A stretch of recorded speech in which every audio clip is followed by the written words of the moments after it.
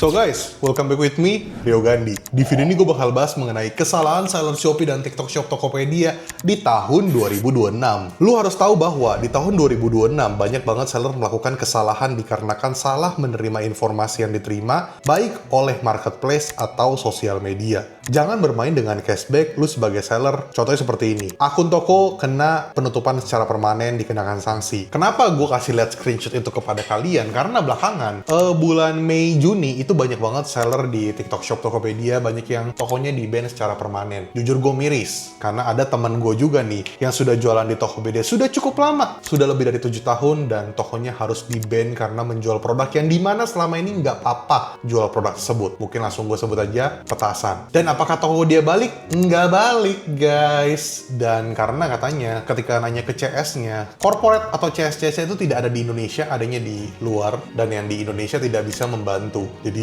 lumayan miris sebenarnya. Tidak ada informasi produk atau pop-up kayak pelanggaran ringan aja untuk kayak dihapus nggak dulu, nggak apa-apa, habis itu tokonya nanti dibalikin atau mungkin dihapus doang produknya, ini langsung ditutup secara permanen. Tapi inilah real case. Jangan bermain dengan cashback. Lu sebagai seller mau ngetrik, mau ambil cashback marketplace untuk bonus tambahan buat diri lu sendiri. Itu namanya lu perlahan-lahan membiarkan toko lu jatuh ke jurang, apalagi kalau udah ada penjualan yang oke. Gue paham banget, mungkin kadang kalian terlalu ngambil peluang, mungkin kalian terlalu banyak melihat celah, sehingga kalian mau ngetrik, tapi kalau misalnya membuat toko lu jadi hilang sih, gue sih lebih memilih untuk tidak. Jadi jangan ya guys, mending lu lakuin hal yang benar. Semua butuh proses, jangan sampai karena keserakahan membuat toko lu kena moderasi atau penutupan secara permanen. Tapi, memang sering kejadian seller mendapatkan kejadian seperti ini di mana seller tersebut benar-benar nggak ngelakuin kesalahan. Jadi kalau lu nggak ngelakuin kesalahan, lu wajib banget untuk selalu banding every case, karena ini toko lu punya hak untuk mereka mengembalikan toko lu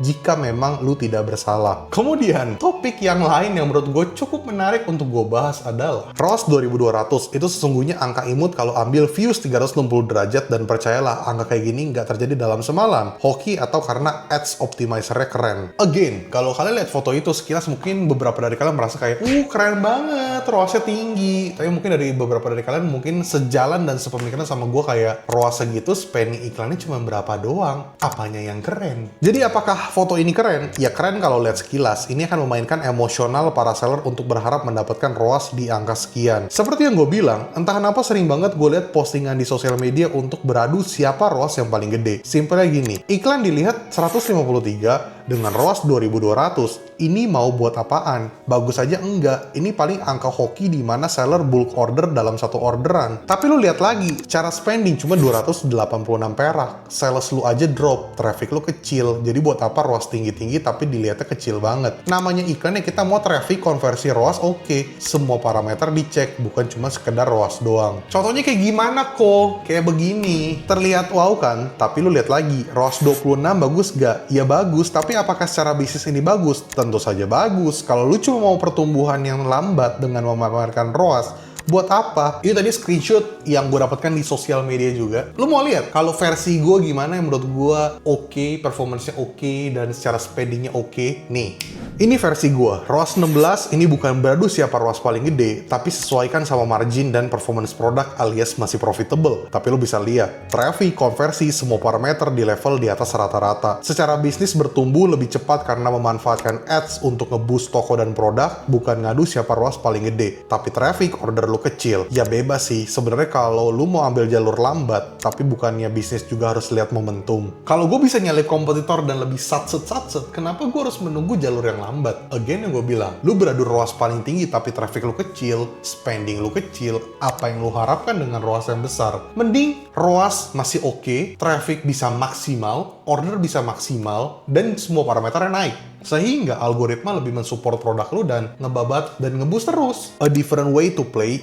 even when it looks the same. Ini adalah kesalahan yang cukup fatal, tapi jujur terlihat simple, tapi ini bukan lumayan sih, krusial lah guys. Namun kalian harus sadar bahwa gameplay online ini memang udah beda banget. Terjadi dua tipikal seller. Seller satu, gue punya produk, gue udah upload dan buat kategori, gue nyalain iklan, gue tunggu order. Seller kedua, produk ini berapa ya yang klik? Batas kliknya gue harus berapa persen? Conversion produk gue di minggu ini berapa? Gue udah maksimalin video konten belum? Affiliate? iklan gue udah di-adjust seperti apa. Ngerti kan? Terlihat sama sekilas, tapi ada perbedaan yang cukup signifikan sebenarnya. Dan memang seller akan terbagi dua cara main misalnya iklan. Contoh kayak tadi gue bahas, mau ngadu siapa ROAS paling gede atau ngadu siapa yang paling bagus performance-nya. Kemudian, please be flexible. Lu boleh banget untuk upload produk baru, lu boleh banget cari produk viral, tapi jangan lupakan bahwa lu juga harus cari produk yang repeatable dan produk support. Produk repeatable untuk memastikan bare minimum order dan memastikan budget marketing bisa aman karena kebantu dengan produk repeatable,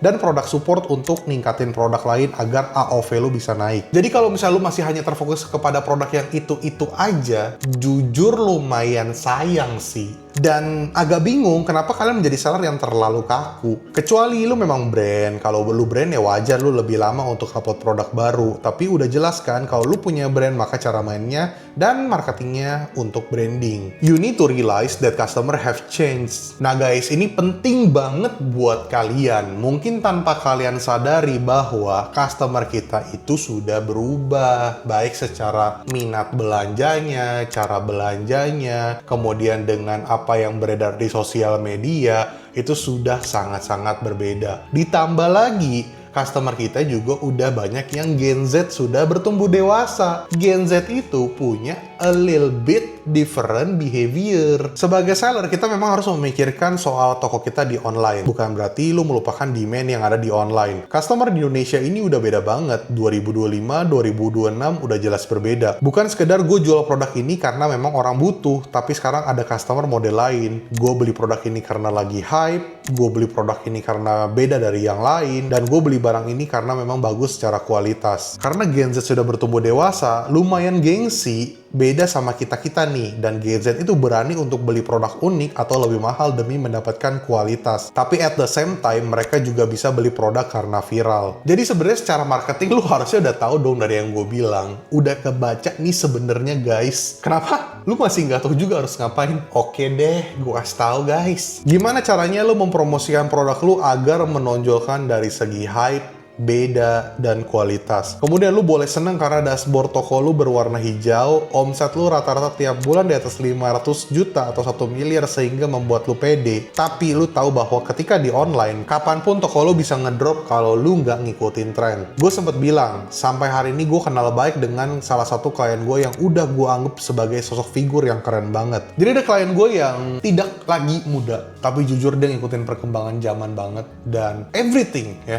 about digital dia tuh bener-bener ngikutin. Even AI ya, dengan umurnya yang tidak muda lagi, dia terus belajar dan memahami soal AI, dan gua happy banget kalau ngobrol sama dia. Bener-bener kayak satu visi misi, sejalan, dan jujur itu menyenangkan untuk bertemu klien yang modelannya seperti itu sampai hari ini masih bersama Rio Gandhi. Yang menariknya adalah ketika dia merasa nggak bisa bikin konten, dia berani keluar uang untuk bikin orang bikin konten. Dia nggak bisa live, dia bayar orang untuk orang live. Everything dicoba sama dia. Dia pengen bener-bener up to date dan maksimal tokonya, dan itu sesuai dengan hasil yang dia dapatkan. Omsetnya bisa terus naik, bertumbuh dari kuartal per kuartal, dan itu menurut gua, ya lu layak lah mendapatkan hal tersebut. Tetap ngikutin zaman dan gak males. Dan buat kalian nih, kok kalian bisa kayak gitu, gak mau ngikutin zaman, padahal kalian tahu ini bisnis kalian, tapi kenapa kalian stuck di area itu aja? Apakah karena omset kalian sudah besar, jadi kalian bersombong diri? Bukannya harusnya kalau omsetnya besar, harusnya kalian lebih pede ya? Harusnya lebih punya power, harusnya lebih punya kemampuan, tapi kenapa lu jadi takut? Yang dimana dulu ketika omset lu belum besar, lu kayaknya berani-berani aja. Kenapa sekarang omset lu gede, lu jadi penakut seperti itu? Seller yang kuat bukan yang paling rame order hari ini, tapi yang setiap ordernya meninggalkan data, trust, dan algoritma. Gimana guys topik kali ini? Menurut gue topik yang seru banget karena 3 video yang gue upload itu bener-bener gue riset banget, dan gue campur dengan study case gue juga. Jadi menurut gue ini pembahasan yang menarik banget untuk bikin kalian another level lah. Yang penting kalian harus growth secara mindset, psikologi, dan bisnis. Jujur Rio Gandhi, gue itu lagi happy banget, lagi excited banget dengan pertumbuhan digital, dengan perubahan ekosistem yang terjadi saat ini. Dan cuman yang gue miris adalah mungkin mindset seller kali ya. Banyak mindset seller yang gue lihat itu banyak yang berubah dan banyak yang jadi penakut. Yang which mean dimana dulu mereka pada berani. Kemana kalian guys? Mana jiwa hunter kalian? Gue tunggu kalian setelah melihat video ini atau mungkin video-video gue yang lainnya menjadi lebih cheer up, menjadi lebih semangat, lebih on fire, dan tetap menjadi hunter. Tim Cuan Rio guys. So guys, thank you so much yang sudah nonton video ini sampai detik ini sampai habis. habis, jangan lupa untuk like, komen, dan subscribe, dan nyalakan notifikasi biar kalian tidak ketinggalan video terbaru dari channel YouTube Rio Gandhi. Dan buat teman-teman semua di sini yang pengen beli digital course-ku bisa ke link di bawah sini. Dan untuk teman-teman semua di sini yang tokonya pengen gue handle tokonya, iklannya gue urus, gue bikinin marketing campaign, gue bikinin mapping produk, strategi produk, itu bisa hubungi nomor di bawah sini. Nomor tersebut hanya untuk kebutuhan jasa gue saja dan Rio Gandhi. Peace out.